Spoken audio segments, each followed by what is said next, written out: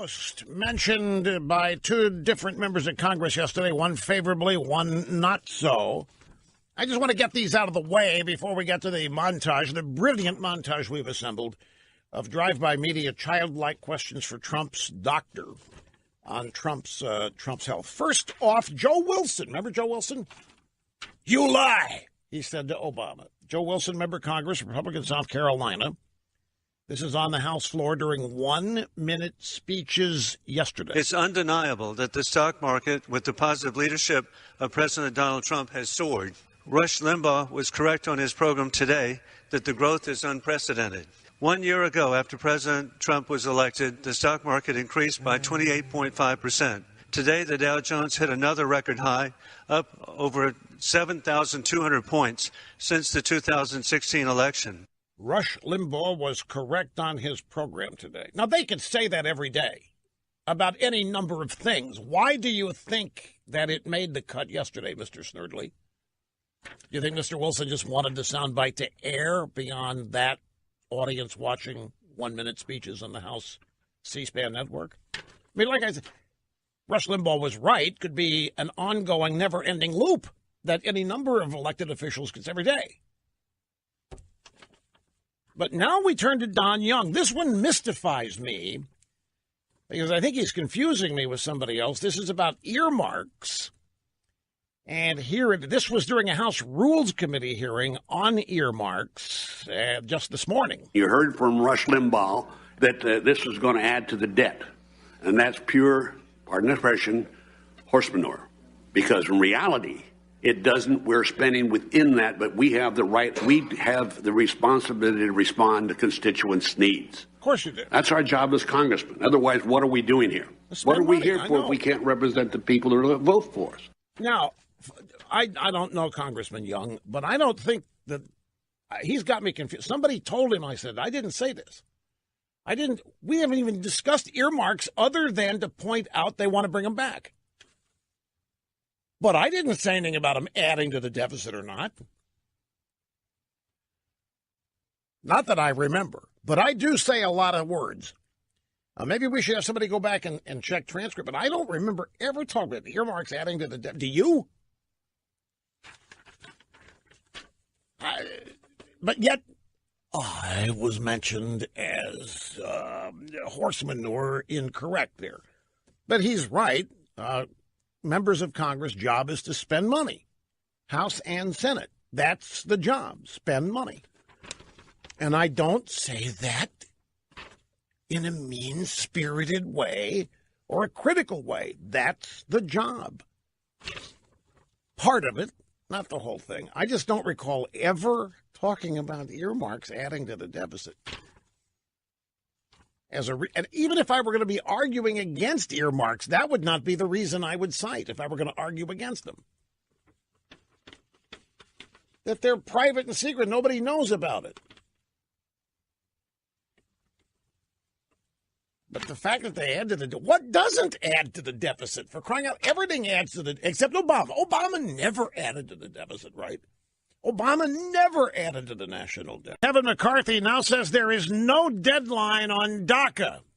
Why does that matter? Well, because now the whole idea of a government shutdown, if we don't get it done, has been taken off table, and we have a liberal federal judge to thank for screwing up the Democrats' plan on this. I will explain when we get back. Yeah, before that, grab sound by 22. Play that again, and we'll come back at 23. Greetings, my good friends, and welcome. You are tuned to the most listened to radio talk show in America, hosted by me, the most talked about host of the most referenced and talked about show in all four corners of the world. It's a great, great thrill and delight to have you with us, as it always is. The telephone number, if you want to join us, is 800-282-2882. The email address, lrushbo@eibnet.us. We actually went back to the archives for something, because I ever since we played the soundbite here of Arkansas Republican Don Young saying that I said earmarks are going to add to the debt, never said that. And in fact, in our archival search, we find that I've said pretty much just the opposite. So here again, but this is not. But I don't want anybody calling Congressman Young and saying Rush Limbaugh is really laying it on you. Don't do that, folks. It's not why I'm doing this. I'm just mildly and patiently correcting the record. So here again this morning, this is during a House Rules Committee hearing on congressional earmarks, which they're trying to bring back. This is Republican Don Young from Arkansas. You heard from Rush Limbaugh that this is going to add to the debt, and that's pure, pardon the expression, horse manure. Because in reality, it doesn't. We're spending within that, but we have the right. We have the responsibility to respond to constituents' needs. That's right. Of course. That's our job as congressmen. Otherwise, what are we doing here? What are we here for if we can't represent the people who vote for us? That's exactly right. You got to spend money to do that. But we went back to the archives.